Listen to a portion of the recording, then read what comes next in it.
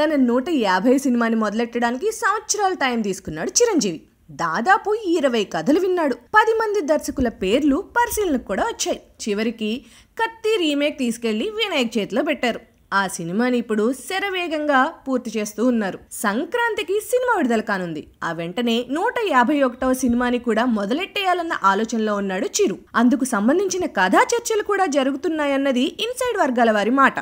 ఈ చిత్రాన్ని గీతా ఆర్ట్స్ సంస్థ నిర్మించనుంది. నిజానికి 150వ సినిమానే గీతా ఆర్ట్స్ చేతుల్లోకి వెళ్లాల్సింది. కానీ చరణ్ ఆ సినిమాని చేయాలని ఆసక్తి చూపించడంతో అల్లు అరవింద్ డ్రాప్ అయ్యాడు. అయితే 151వ సినిమాని నిర్మించే ఛాన్స్ మాత్రం చేజిక్కించుకున్నాడు. తన సంస్థలో బిగ్గెస్ట్ హిట్ ఇచ్చిన బోయపాటి శ్రీనుతో అల్లు అరవింద్ మంతనాలు జరుపుతున్నట్టు టాక్. చిరంజీవి కోసం ఓ కథ సిద్ధం చేయమని బోయపాటికి సూచించారట.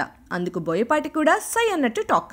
బాలయ్యతో బోయపాటి తీసిన సింహ, లెజెండ్ కథలు ముందుగా చిరు దగ్గరికే వెళ్లాయి. చిరు నో చెప్పటంతో ఆ సినిమాల్ని బాలయ్య చేసి బంపర్ హిట్లు కొట్టాడు.